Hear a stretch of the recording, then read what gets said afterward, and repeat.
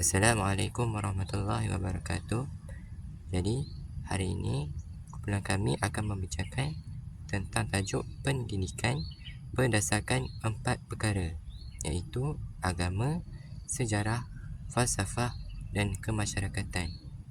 Ahli kumpulan kami terdiri daripada saudara Akmal, saya, saudara Ikwan dan saudara Adam.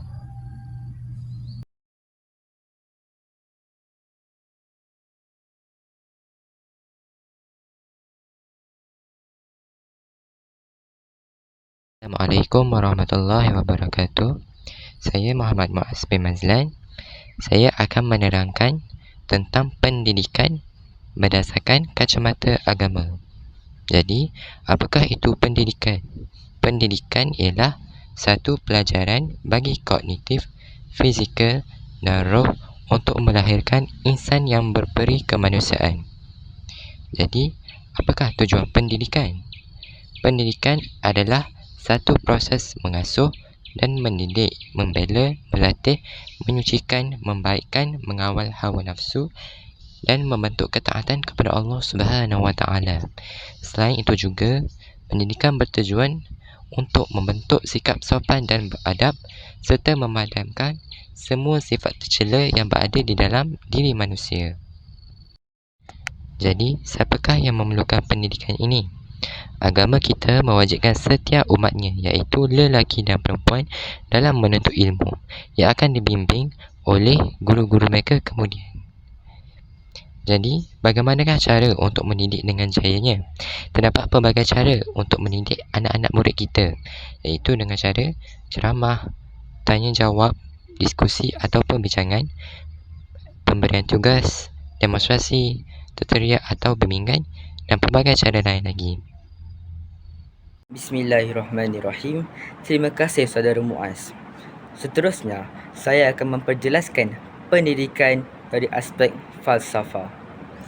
Jadi, saya ambil contoh daripada 3 falsafah.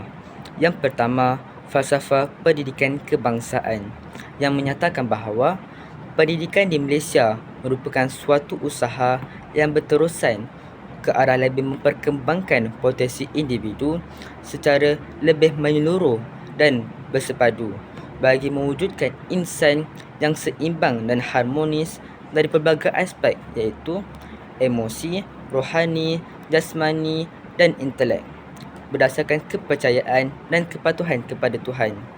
Usaha ini juga bagi melahirkan warga negara Malaysia yang berilmu pengetahuan, berketerampilan, berakhlak mulia, bertanggungjawab dan berkeupayaan mencapai kesejahteraan diri serta mampu memberikan sumbangan kepada keharmonian dan kemakmuran keluarga, masyarakat dan negara. Seterusnya, falsafah yang kedua iaitu menurut tokoh Ibn Khaldun yang menyatakan bahawa ibu bapa ataupun guru dilarang menggunakan kekerasan dalam mendidik anak-anak kerana kekerasan ini akan menyebabkan mereka menjadi malas dan mendorong mereka untuk berbohong dan kelicikan. Dan falsafah yang ketiga iaitu menurut falsafah Abdul Halim Al-Muhammad yang menyatakan bahawa proses mendidik dan melatih akal, rohani, emosi dan jasmani manusia dengan bersumberkan Al-Quran dan As-Sunnah. Dan mari kita lihat intipati-intipati berdasarkan falsafah-falsafah ini mengenai pendidikan. Yang pertama, apakah yang dimaksudkan dengan pendidikan?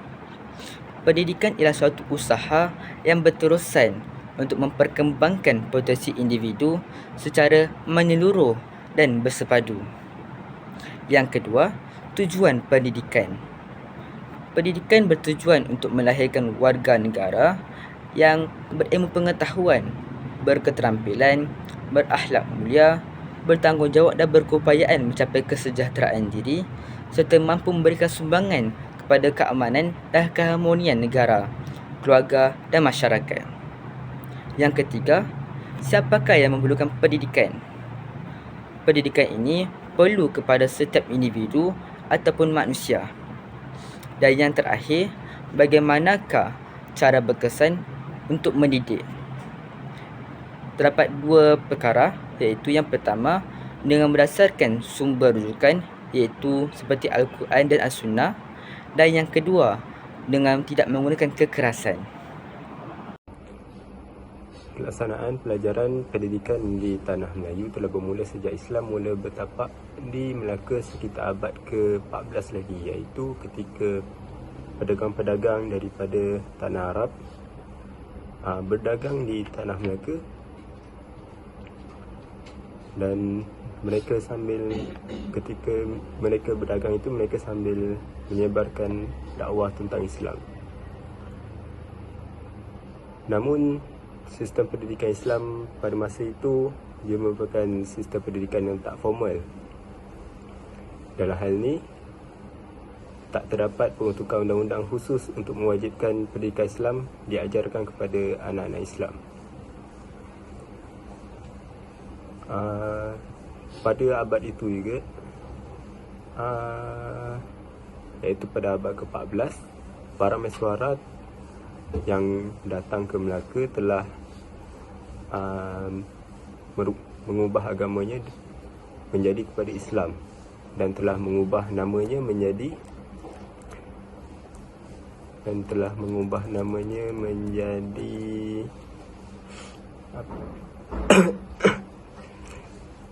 Megat Iskandar Shah. Apabila para mesyuarat telah menjadi seorang raja Islam, rakyat jelata turut mengikuti jejak langkahnya memasuki Islam. Disebabkan oleh rakyat-rakyat telah memasuki Islam, para mesyuarat pun dan raja-raja seterusnya mengambil inisiatif dengan menjadikan istana sebagai salah satu tempat untuk mengajarkan ilmu-ilmu Islam dan sebagainya. Pendidikan Islam mula diberi perhatian setelah Tanah Melayu mencapai kemerdekaan pada tahun 1957, iaitu pada tahun 1960, kerajaan mula melaksanakan undang-undang pendidikan berdasarkan kepada laporan Rahman Talib. Hasil daripada laporan tersebut, kerajaan telah menguatkuasakan satu akta, iaitu mewajibkan memberikan pendidikan agama Islam kepada murid-murid agama Islam di setiap sekolah, yang murid-murid beragama Islam berjumlah 15 orang atau lebih. Kemudian pada tahun 1955, pendidikan tinggi Islam dilaksanakan di Tanah Melayu, iaitu apabila Kolej Islam Malaya ditubuhkan. Institusi pengajar tinggi Islam ni dia mula dilihat sebagai keperluan kepada masyarakat apabila semakin banyak sekolah-sekolah agama didirikan. Bagi memenuhi keperluan terhadap pertambahan pelajar-pelajar jurusan agama Islam yang semakin meningkat, maka dibinilah beberapa buah kolej Islam dan universiti Islam. Assalamualaikum warahmatullahi wabarakatuh. Tajuk yang saya akan bentang ialah pendidikan dalam kalangan masyarakat. Makna pendidikan dalam kalangan masyarakat ialah proses untuk mengembangkan potensi dan keterampilan individu. Selain itu, meningkatkan kualiti hidup individu dan masyarakat secara keseluruhan. Tujuan pendidikan dalam kalangan masyarakat ialah membentuk warga negara yang sedar akan hak dan kewajipan mereka dalam masyarakat, dan seterusnya mengenal pasti dan mengembangkan potensi individu agar dapat mencapai prestasi maksimal mereka dalam berbagai bidang.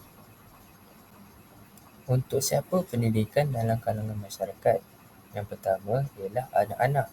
Mereka perlu mendapatkan pendidikan untuk meningkatkan kualiti ilmu pengetahuan untuk mengembangkan potensi mereka. Yang kedua ialah orang dewasa. Mereka perlu mendapatkan pendidikan untuk meningkatkan keterampilan dan pengetahuan mereka serta untuk mengembangkan diri secara peribadi dan profesional. Yang ketiga ialah orang tua. Mereka perlu mendapatkan pendidikan untuk membesarkan anak-anak mereka dengan baik. Cara mendidik dalam kalangan masyarakat dengan jayanya ialah mengadakan kempen kesedaran awam tentang pendidikan. Ia boleh memberi maklumat dan pengetahuan tentang pelbagai topik melalui pelbagai media. Yang kedua ialah aktiviti sosial. Dengan aktiviti sosial, kita boleh berkongsi pengetahuan dan kemahiran dan mendidik tentang nilai seperti perpaduan, penjagaan dan tanggungjawab sosial. Dan akhir sekali, mengadakan program pemerkasaan komuniti. Contohnya, menyediakan latihan, bimbingan dan akses kepada sumber kepada komuniti.